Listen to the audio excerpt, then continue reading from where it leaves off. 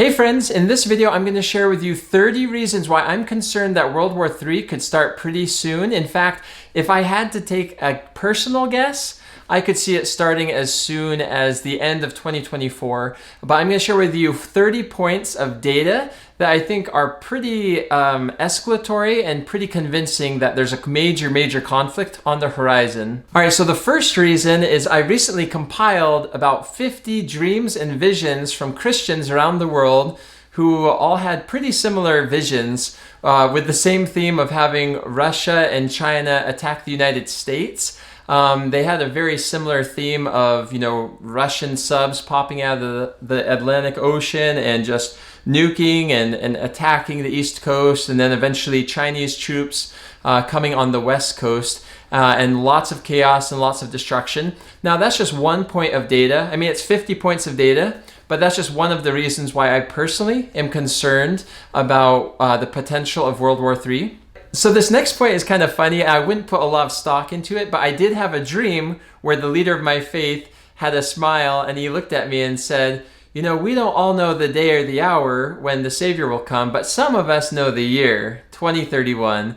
And, if you went back 7 years, a lot of Christians believe there's going to be a 7-year tribulation period as detailed in the book of Revelation. And, 7 years from 2031 would put you at 2024 for the 7-year period to begin. So anyways, that's just one other data point. I personally don't put a lot of stock into it. I just thought it was really interesting. And, I've thought about it since I had that dream.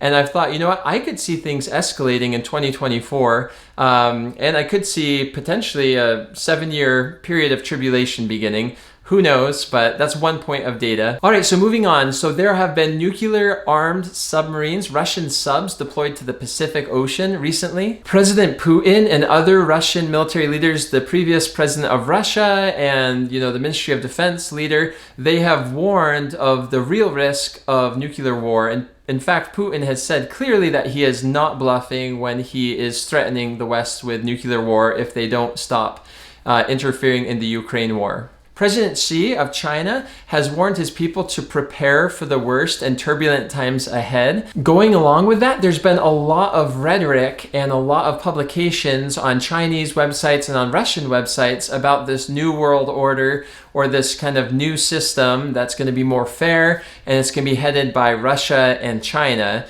to supplant the less fair Western system that's been dominant for, since World War II. It's no surprise that North Korean leaders have been threatening the United States. They've been doing that for a long time. They recently had rallies, though, where they're, talking about annihilating the United States, vowing to annihilate us. So while it would be easy to dismiss the threat of North Korea, given that North Korea is allies with China and Russia and Iran and Venezuela and Cuba and all these other allies, I think it's something to be taken very seriously. I read an article that Russia has begun mass producing hypersonic missiles. I personally think that the end of next year could be a strategic time to strike for Russia and China if they were to attack NATO and the United States, because it could be right in between when someone is elected and inaugurated. And I think it could be a time of great political and social division. And if we are divided, I think we're a lot more vulnerable to fall. There have been some leaders in the United States military who have warned that they think it's quite possible that the United States may be at war with China in 2025. I've also heard that in our military, there's talk about preparing for a potential war with China. Now, President Xi has told his military to be ready to take over or invade Taiwan by 2027, but there's been other reports and data that show that it could happen years before then, maybe as early as 2024. BRICS, if you haven't heard of it, is a military alliance kind of like NATO, made of Brazil, Russia, India, China, South Africa, and more countries are trying to join this organization. In fact, I believe there's been more than 20 countries that have expressed real desire to join the BRICS organization. BRICS also plans to create a new currency to be an alternative to the US dollar. Speaking of de-dollarization, there are multiple countries that have started to ditch the dollar, including China, Russia, Brazil, India, Kenya, Saudi Arabia, and the UAE. Earlier this year, Finland was added to NATO, And Sweden just got the green light to join NATO from Turkey. And right now the NATO leaders are talking about how they can prepare a pathway for Ukraine to join NATO. Now Russia has explicitly warned that if Ukraine were to join NATO, that would be crossing a red line and could lead to world war. Since the beginning of the Ukrainian conflict, NATO has sent tons of weaponry to Ukraine to help Ukraine defend itself against Russia. Weaponry that was once thought unthinkable to send Ukraine and highly inflammatory to Russia, NATO has been sending to Ukraine, like tanks, like the Patriot missile system and other longer range missiles. There recently was a terrorist drone attack on Moscow, and there was an attempted assassination of President Putin, at least according to state Russian media. There have been other attacks on Russian soil, even on military bases inside of Russian territory. And there also have been other attacks that have been blamed on the West or on Ukraine, like the dam that recently broke. President Putin has warned repeatedly of using nukes to fight the West if the West doesn't stand back down. And their nuclear doctrine allows them to use nukes if they feel like Russia, its very existence, is being threatened. The US nuclear doctrine allows the United States military to make a nuclear first strike. I highly doubt the presidents of Russia and China are a big fan of that doctrine. Also, the United States has a ton of debt that it owes to other countries, and the United States is very vulnerable. It really hasn't done much to prepare the civilian population defensively against a nuclear war. There really aren't a lot of bunkers going up, for the civilian population to retreat to in the event of a nuclear war. On the flip side, Russia and other countries have been doing lots of things for years to prepare for an eventual nuclear war. President Putin and President Biden met in Geneva, and during that meeting, Biden said no one can win a nuclear war. But the problem is, I don't think Russia and China believe that. They've been preparing in their military to fight and win a nuclear war. In fact, I believe, if I remember correctly, when President Biden said that to President Putin, I think I remember seeing Putin smirking. Another reason I'm concerned about World War III is I don't see any of the major parties backing down.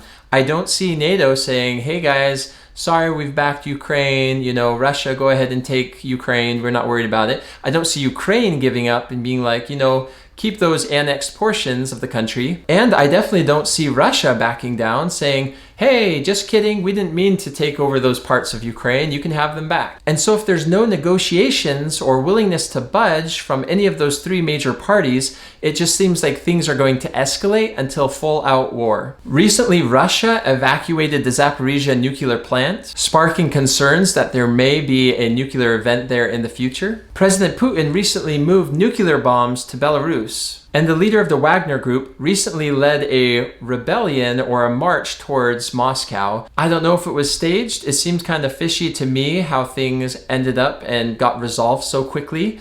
But that is pretense for escalation, in my opinion, and could be used as grounds for saying, hey, the existence of our very country is being at risk, we can start using nukes. North Korea has been testing a record amount of missiles. In 2022, you can look at this graph, they tested a lot of different missiles. China's military recently surpassed the size of the United States military. They have a larger fleet, and I believe they're building ships at about 3 times the pace that we're building ships in the United States. Ray Dalio has an excellent video called The Changing World Order, and he goes through 500 years of history and shows the rise and decline of different empires. The data points all show that the United States, that's been on top since World War II, appears to be in decline, showing those signs of and symptoms of declining, and the Chinese empire shows the symptoms of rising. So whenever those things converge and happen,